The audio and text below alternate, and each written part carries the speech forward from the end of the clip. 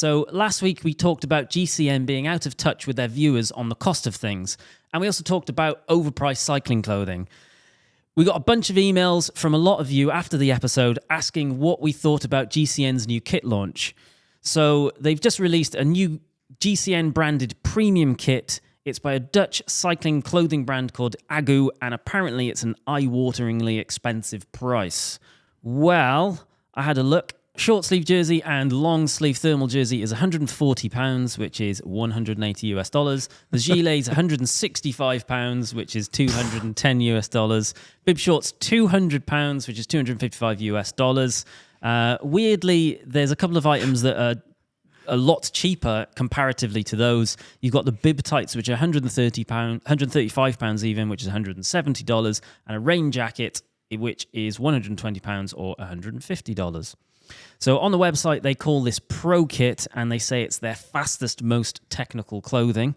They do still offer a core jersey and shorts, which is £60. It looks like a pretty generic model, and they call it unisex. So ultimately, there's no women's version of the core range. Unisex bib shorts.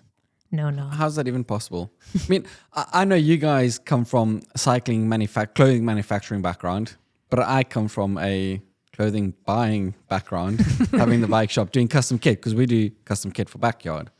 And we like to think it's premium as well, and we try to not buy the cheapest stuff, but something that's nice that people are going to enjoy and it's going to look good. But even the prices are just wild. You also then have to start thinking what your demographic is. Most of the guys in our club don't race. They ride for enjoyment. So you don't, bizarrely, generally speaking, the most expensive kit's going to be like a race fit aero, which isn't going to fit the average person. That's, I don't know, you might know more, but it's made for professional cyclists, people that race. I think, GCN are absolutely massive, and they therefore will have a proportion of their audience which are racery people or do a lot of riding or just want more aero, if you want to call it that, pro, if you want to call it that, kit.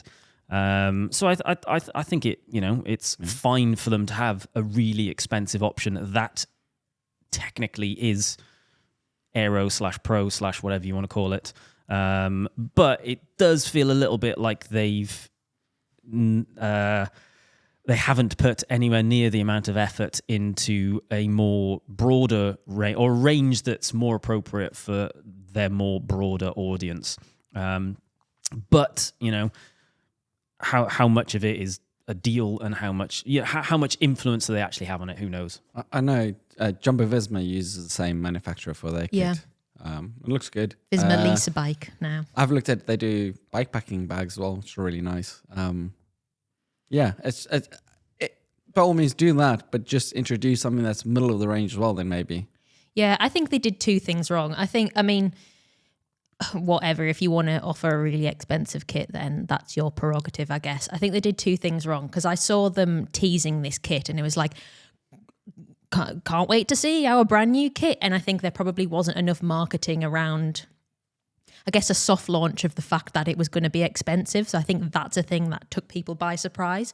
And also, I think if you're going to do that, probably fill out your core range a little bit more as well, so that it's like, yes, there is this and it's expensive, but there's also this, you know what I mean? It's a kind of caveat. And I think that brings people in. I mean, they're not a clothing brand, but these things are going to affect them. Well, what I think is actually quite interesting about GCN is you really do, the more you start looking at them, the more you realize how much of a juggernaut they are. Their online shop has 250 products. Yes, so they basically are a clothing brand, aren't they? Yeah, it's wild, isn't it? Yeah. But then at the same time, a good topic on this is, let's say the kit costs even more expensive.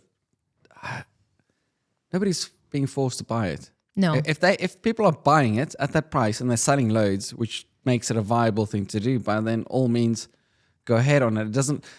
There is the flip side, it's too expensive in my opinion, but if you don't wear GCN clothes, it's not a thing that you can't get somebody else. You know what I mean, I think the issue with it as a brand, because obviously if you're buying GCN kit, you're buying it because you like the brand, you support the brand. They haven't done enough. In my opinion, I don't think they've done enough to represent what is probably the majority of the people that actually watch their audience.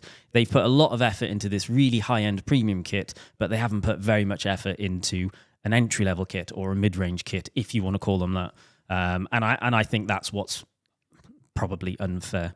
From a female perspective, I mean, I just totally disagree with the idea of unisex shorts. I think when you look at bib pads, they just look so different and they perform so different. And while I don't think that you need gender specific bikes, I think something like bib shorts do need to be gender specific. So I would say if you're a woman there, really your option is to buy the expensive kit. However, realistically, probably something like 99.8% of their viewership is male, so maybe it's not a big deal.